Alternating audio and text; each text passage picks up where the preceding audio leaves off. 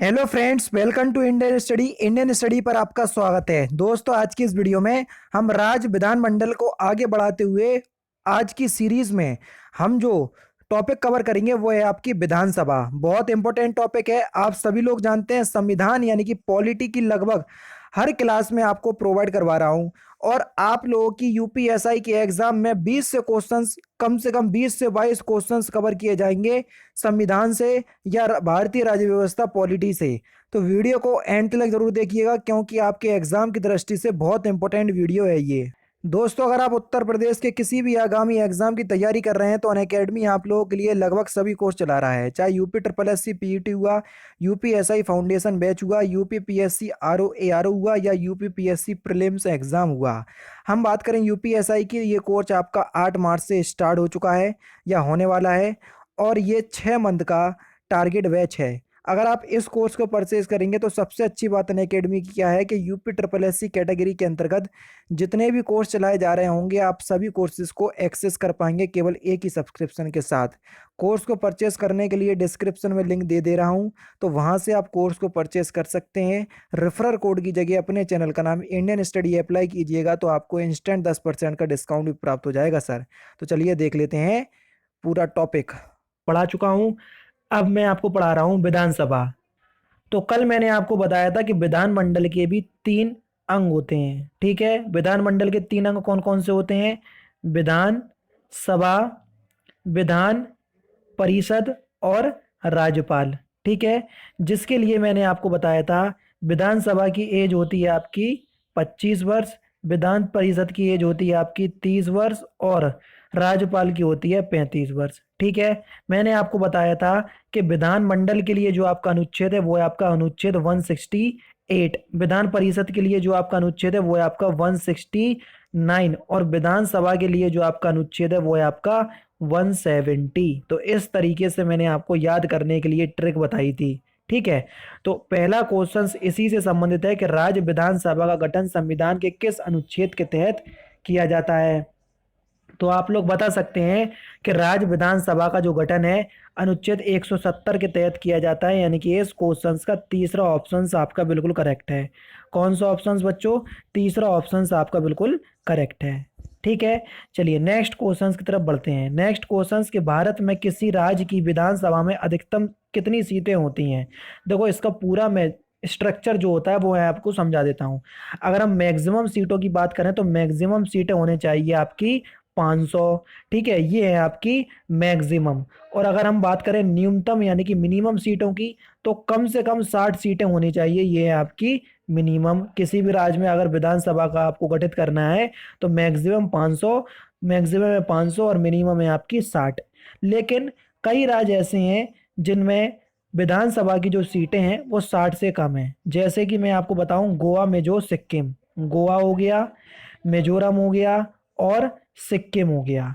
यहाँ पर जो है वो 60 से कम है। जैसे कि हम गोवा में बात करें तो विधानसभा की सीटें हैं 40, मिजोरम में बात करें तो 40 और यहाँ पर सिक्किम की बात करें तो सिक्किम में आपकी 32। क्योंकि विधानसभा की जो सीटें हैं वो जनसंख्या के आधार पर गठित की जाती हैं। जहाँ की जनसंख्या सबसे ज़्यादा वहाँ की विधानसभा की सीटें भी ज़्यादा। क्या ये विधानसभा की जो सीटें हैं वो हर 10 वर्ष में बदली जाती हैं? क्योंकि जनगणना जो है वो 10 वर्ष की होती है। नहीं भाई, नहीं दोस्तों, जो आपकी विधानसभा की जो सीटें हैं वो वर्ष 1971 की जनगणना के आधार पर रखी गई है और इसको बढ़ा करके वर्ष 2026 तक विधानसभा, लोकसभा, राज्यसभा, विधानसभा परिषद, इन सब की जो सीटें हैं वर्ष 2026 तक यथावत रहेंगी। और 2026 के बाद जो है जो भी जनसंख्या जिस राज्य की बढ़ गई होगी तो उस हिसाब से सीटें भी आपकी बढ़ जाएंगी। समझ गए? तो यहाँ पर मैंने आपको बता दिया न्यूनतम और अधिकतम किस राज्य में 60 से कम है वो भी मैंने आपको बता दिया। केंद्र शासित प्रदेश 2 राज्य ऐसे हैं जो कि दिल्ली और पांडिचेरी। यहाँ पर जो है विधानसभा भी आपकी गठित है, जिसमें दिल्ली में विधानसभा की सीटें आपकी 70, जिसमें पांडिचेरी में विधानसभा की सीटें आपकी 30। तो ये भी आपको पता होना चाहिए। और जो विधानसभा का जो चुनाव है ये प्रत्यक्ष रूप से जनता के द्वारा होता है और सार्वभौमिक मताधिकार होता है। सार्वभौमिक का मतलब होता है कि 18 वर्ष से जितने भी व्यक्ति 18 वर्ष की आयु या उससे ज्यादा हैं तो उस विधानसभा के मत में भाग ले सकते हैं, वोट दे सकते हैं। तो ये सारा कुछ मैंने आपको विधानसभा से संबंधित जितने भी सीटें होती है वो मैंने आपको बता दिया। अब क्वेश्चंस को देखते हैं। भारत के किसी राज्य की विधानसभा में अधिकतम सीटें कितनी होती हैं? 500। तीसरा ऑप्शन आपका बिल्कुल करेक्ट है। किसी राज्य विधानसभा के सदस्यों की न्यूनतम संख्या कितनी होती है? न्यूनतम संख्या होती है 60। ये भी मैंने आपको बता दिया। नेक्स्ट क्वेश्चन, भारतीय संविधान का यह प्रावधान करता है कि किसी विधानसभा में 60 से कम सदस्य नहीं हो सकते। निम्नलिखित में से कौन सा राज्य अपवाद है? त्रिपुरा नहीं भैया, मेघालय नहीं भैया, सिक्किम हाँ। सिक्किम में कितनी सीटें हैं? अब हाल ही मैंने आपको बताया कि सिक्किम में विधानसभा की 32 सीटें हैं और मणिपुर में तो आपकी 60 से ज्यादा है। नेक्स्ट क्वेश्चन बच्चों आपके सामने, निम्नलिखित में से कहाँ विधानसभा अस्तित्व में नहीं है? पांडिचेरी में है, गोवा में है, दिल्ली में है, लक्षद्वीप में बताया मैंने? नहीं बताया। तो लक्षद्वीप में नहीं है, यानी कि चौथा ऑप्शन आपका बिल्कुल करेक्ट हो जाएगा। ठीक है, चलिए नेक्स्ट क्वेश्चन की तरफ बढ़ते हैं। नेक्स्ट क्वेश्चन के किसी राज्य में विधानसभा सदस्यों की सबसे अधिक संख्या किस में है? सबसे अधिक संख्या की हम बात करें तो उत्तर प्रदेश की जो जनसंख्या है वो सबसे ज्यादा है और उत्तर प्रदेश में ही विधानसभा की जो सीटें हैं वो सबसे ज्यादा है। कितनी है?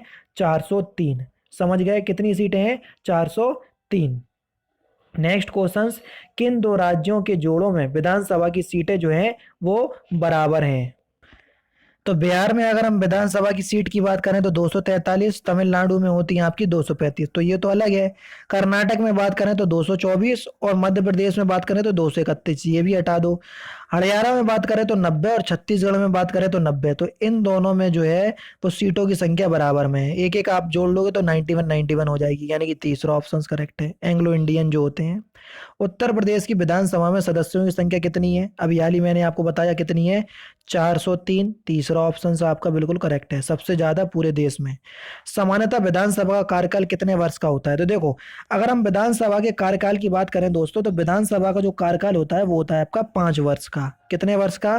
5 वर्ष का। लेकिन ये स्थायी नहीं होता है, यानी कि ये पूरा तय नहीं है कि 5 वर्ष का होगा। इसको भंग भी किया जा सकता है और इसको विघटन भी किया जा सकता है। दो कंडीशन में ऐसा होता है, या तो राष्ट्रपति शासन लगाओ, अनुच्छेद 356 आपने पढ़ा होगा, मैंने आपको राष्ट्रपति में पढ़ाया है, अनुच्छेद 356। पहली कंडीशन तो ये है।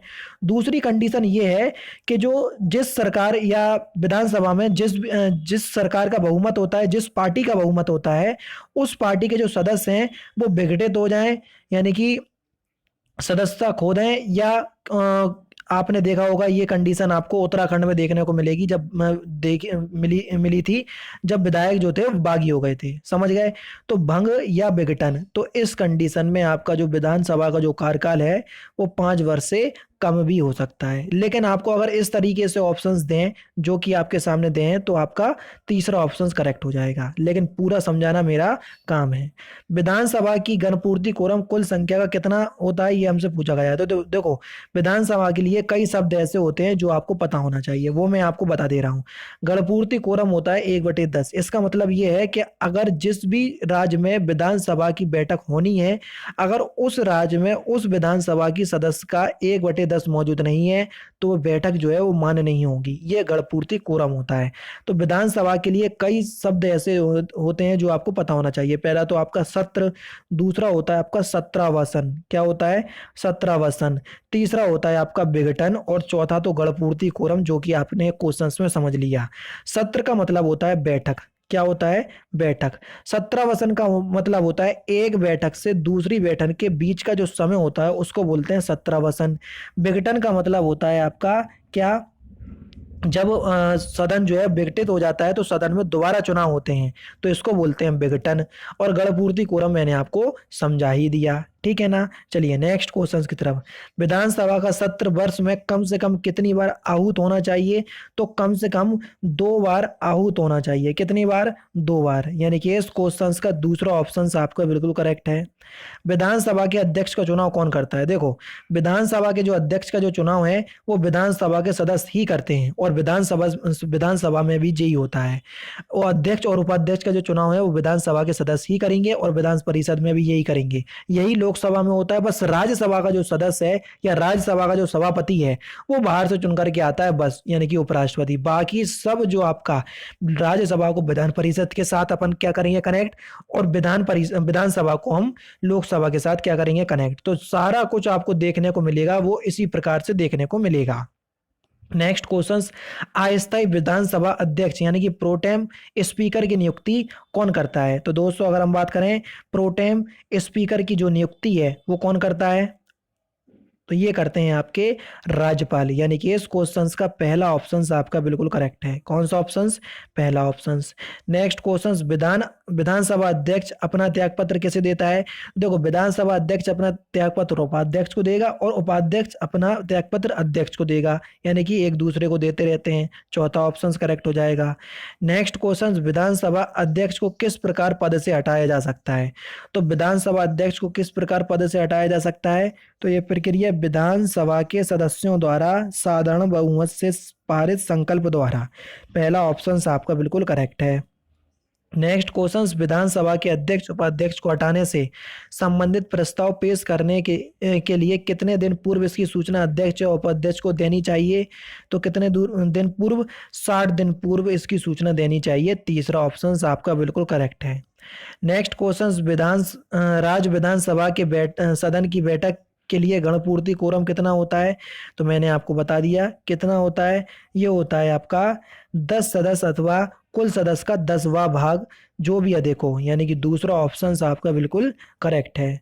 Next question. उत्तराखंड विधानसभा में एक सदस्य नामित किया जाता है।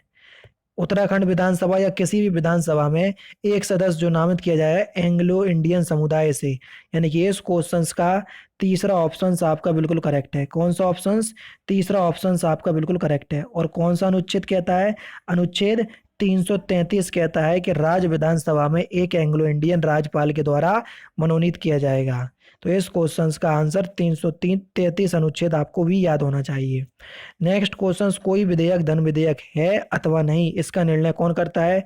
तो वो केंद्र स्तर पर करता था लोकसभा, तो राज्य स्तर पर कौन करेगा? सॉरी, लोकसभा अध्यक्ष, तो राज्य स्तर पर करेगा आपका विधानसभा अध्यक्ष। तो तीसरा ऑप्शन करेक्ट है। Next question. राज्यों की विधानसभा को कितनी समय अवधि के अंदर संवैधानिक संशोधन विधेयक को स्वीकार अथवा अस्वीकार करना पड़ता है? तो आपका जो सही आंसर हो जाएगा वह हो जाएगा कोई निश्चित सीमा नहीं, यानी कि इस क्वेश्चन का चौथा ऑप्शन आपका बिल्कुल करेक्ट है। भारत में विधानसभा चुनाव किस आधार पर होते हैं? तो भारत में विधानसभा जो चुनाव है ये वयस्क मताधिकार पर होते हैं, जैसा कि मैंने आपको बताया, सार्वभौमिक वयस्क मताधिकार। चौथा ऑप्शन आपका बिल्कुल करेक्ट है। Next question. राज्यों में मनी बिल प्रस्तुत किया जा सकता है? तो राज्यों में मनी बिल प्रस्तुत किया जा सकता है कहाँ पर? केवल और केवल विधानसभा में, यानी कि इस क्वेश्चन का तीसरा ऑप्शन आपका बिल्कुल करेक्ट है। Next question. विधानसभा में किसी दल के निर्वाचित सदस्यों के दल बदल पर निम्नलिखित में से किसने प्रतिबंध लगाया? तो आपका जो सही आंसर है वो है आपका कौन सा? सही आंसर हो जाएगा आपका 52वां संशोधन कानून। पहला ऑप्शन आपका बिल्कुल करेक्ट है। और आज का जो क्वेश्चन है वो यही है आपका कि 52वां संविधान संशोधन कब हुआ था? इसकी डेट आप लोग मुझे बताएंगे क्योंकि इंपॉर्टेंट है। ठीक है। नेक्स्ट क्वेश्चन के बिना विधानसभा सदस्य के निर्वाचित हुए कोई मंत्री कितने समय तक पद पर नियुक्त रह सकता है? 6 माह तक पद पर नियुक्त रह सकता है, और 6 माह के भीतर उसको क्या लेनी चाहिए? 6 माह के भीतर उसको सदस्यता ग्रहण कर लेनी चाहिए विधानसभा की। और लास्ट क्वेश्चन के किसी विधानसभा में कोई विधेयक किसकी अनुमति के बिना प्रस्तुत नहीं किया जा सकता है? तो किसकी अनुमति के बिना? तो ये है राज्यपाल की अनुमति के बिना। जी हाँ दोस्तों, किसी विधानसभा में कोई विधेयक राज्यपाल की अनुमति के बिना प्रस्तुत नहीं किया जा सकता है। तो ये थे दोस्तों आपके 25 इंपोर्टेंट क्वेश्चंस जो कि मैंने आज की इस वीडियो में आपको कवर करवा दिए। तो दोस्तों फिलहाल की वीडियो में तो सिर्फ इतना ही। अगर आपको वीडियो पसंद आए तो प्लीज़ दोस्तों वीडियो को लाइक कीजिए, शेयर कीजिए, और साथ ही साथ मेरे चैनल को सब्सक्राइब करना ना भूलें, क्योंकि मैं रोजाना इसी तरह की वीडियोस आप लोगों के लिए लाता रहता हूँ। नमस्कार दोस्तों, जय हिंद, जय भारत।